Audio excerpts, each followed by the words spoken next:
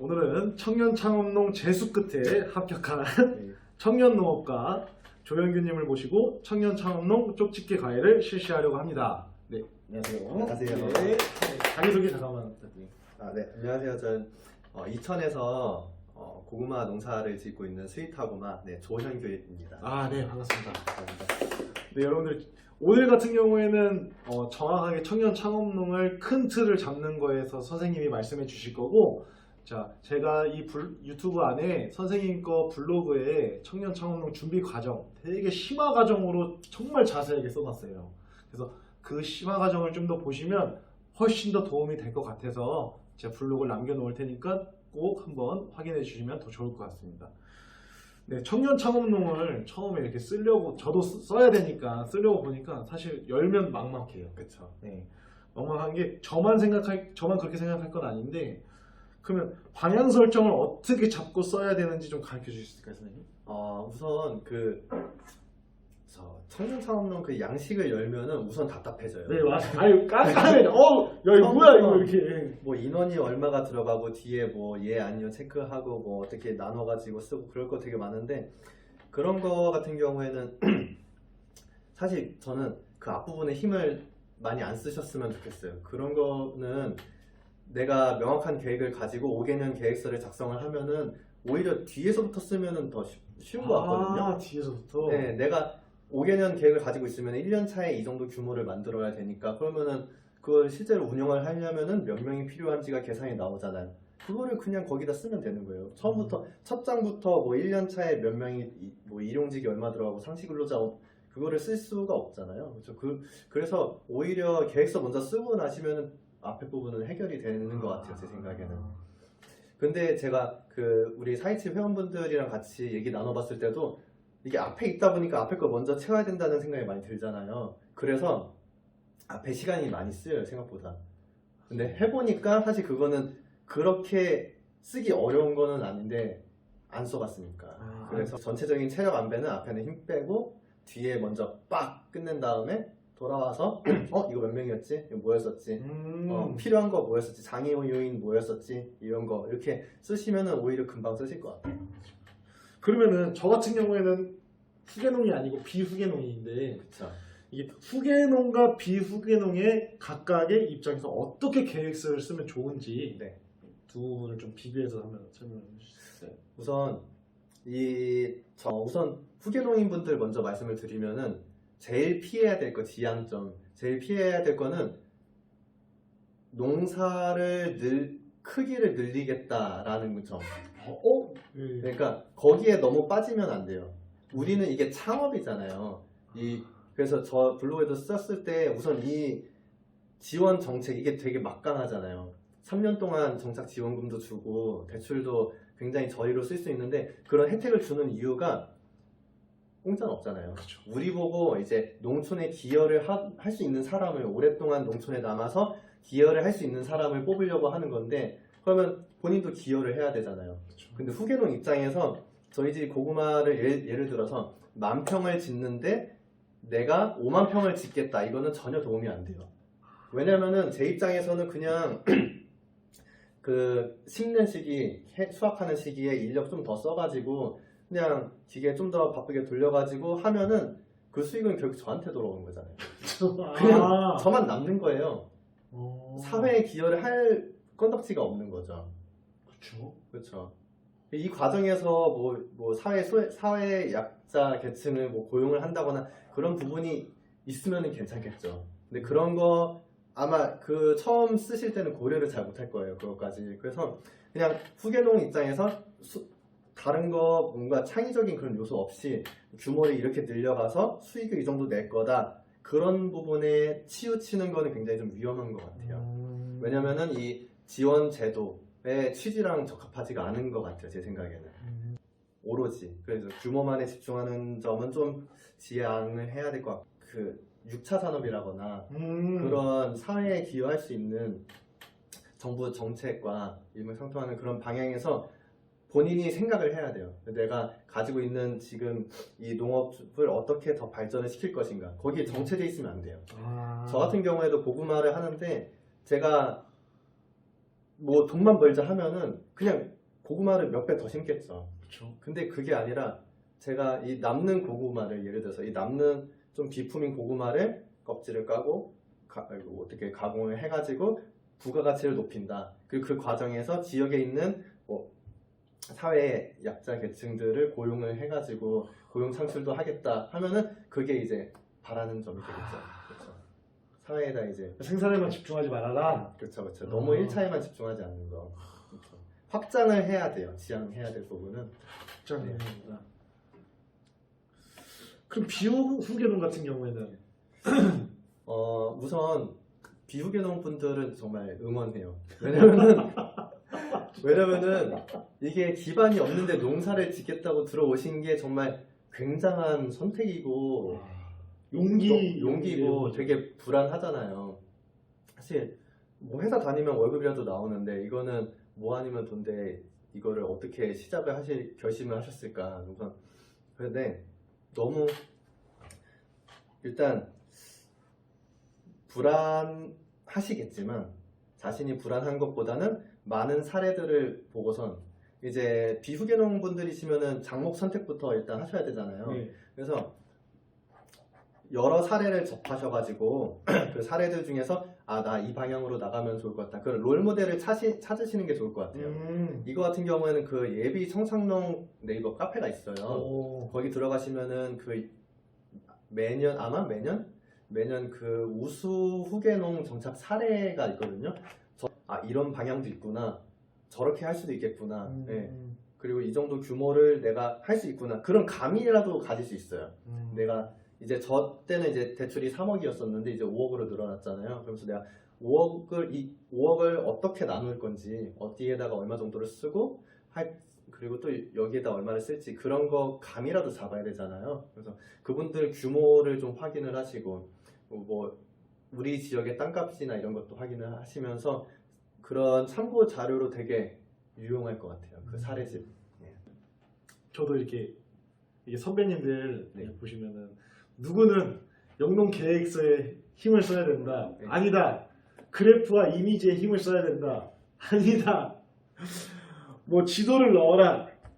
이렇게 많아요. 예, 지도 뭐 사진을 넣어서 지도를 넣어서 지적도 이런 건가요? 예, 그런 거 넣어라 네. 하는데 제 선생으로서 어떤 게 맞는 것인지. 제가 첫 해에는 아무것도 안 넣었던 것 같아요. 제 기억이 잘은 안 나는데 그냥 저의 이제 순수한 마음을 글로 어필을 했던 것 같은데 제가 그 사례집을 보면서도 그분들이 어떻게 운영을 하고 있다는 사진이 있더라고요. 그러니까 확실히 사진이 있으니까 재밌어요. 왜냐면 이게 왜 중요한 거냐면 사람들이 보시는 면접관님들께서도 수많은 서류를 읽으시잖아요. 그렇죠. 우선 눈에 띄어야 되잖아요. 그래서 그러니까 사진 덕지덕지 넣으라는 게 아니라 너무 글만 쓰지 말자. 저도 사진 많이 넣지는 않았거든요. 사진이 영농 동기의 4장? 이거밖에 안 넣었어요. 근데도 그냥 있으니까 괜찮더라고요. 그리고 실제로 내가 하고 있다는 모습을 보여주기 때문에 신빙성도 높이는데도 좀 도움이 되지 않을까 싶기는 하고 지적도는 안 넣으시는 게 좋을 것 같고 그냥 이쪽에다가 살려고 한다 뭐 그런 거 얘기는 쓸 수 있겠죠. 근데 그래서 그래프 뭐 본인이 준비했으면 넣을 수 있겠죠. 사진 넣을 수 있죠. 근데 그게 너무 메인은 안 됐으면 좋겠어요. 그냥 참고 자료로 정도. 그리고 대신 넣기는 했으면 좋겠어요.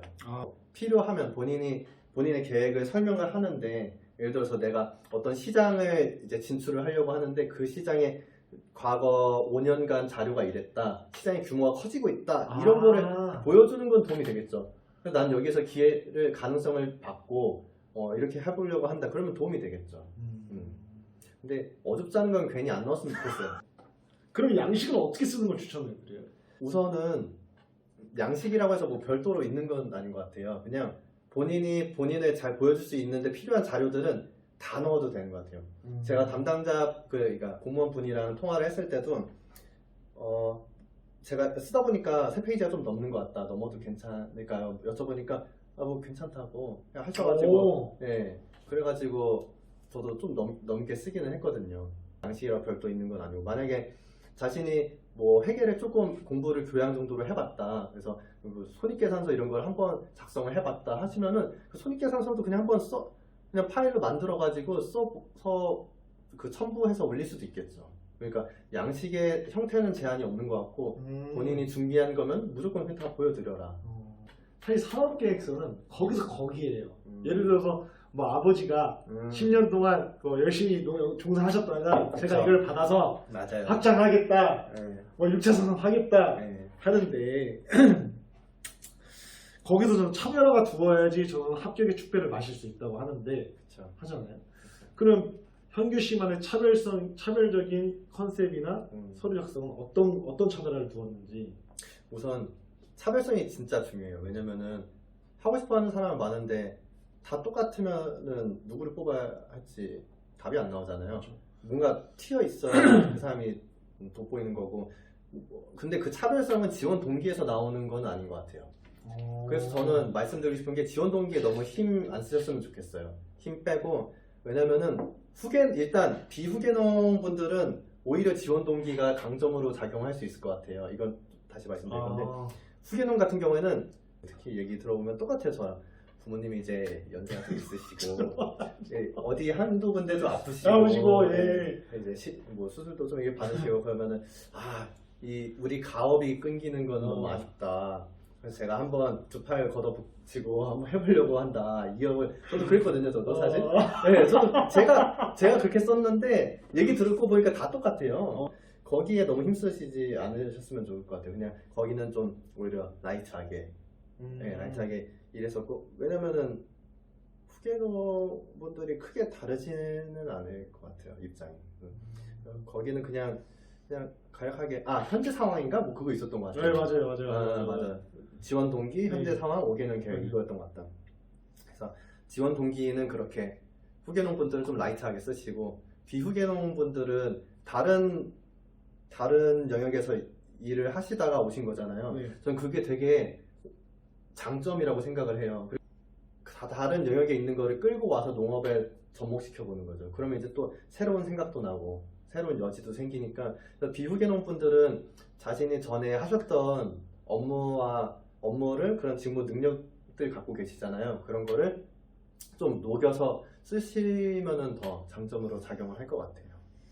네. 그리고 좀 더 말씀을 드리면은 먼저 현재 상황이잖아요. 현재 상황 같은 경우는 후계농 분들은 뭐 같이 집안에서 일을 하고 계시니까 본인이 지금 어떤 상황이고 어느 정도의 농사를 짓고 있는지, 그리고 어느 정도의 기술을 습득을 해서 내가 어느 정도까지 할 수 있는지 그런 거 그냥 기술해 주시면은 무난할 것 같고, 비후계농 분들은 본인이 준비하고 계시는 거 있잖아요. 예.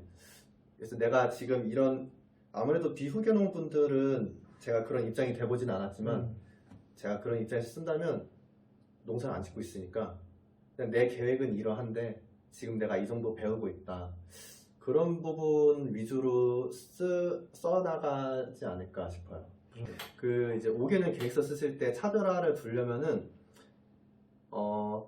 좀 더 면밀한 자신의 모습을 보여줘야 돼요. 내가 이 정도까지 정말 진지하게 임하고 있다는 걸 보여주려면은 이게 구체적으로 숫자를 그냥 막 쓰는 게 아니라 내가 지난 데이터, 뭐 지난 1년간의 예를 들어서 후계농이시라고 하면은 비후계농 분들이셔도 뭐 교육은 들으시잖아요. 교육 들으면서 강사님이나 한테 여쭤봐가지고 그 작년에 뭐 얼마 정도 쓰였는지 뭐 그런 거 하면은 뭐 예를 들면 운영비가 나오잖아요. 그런 걸 대략적으로라도 계산을 좀 해가지고 그렇게 계산한 구체적인 수치 있잖아요.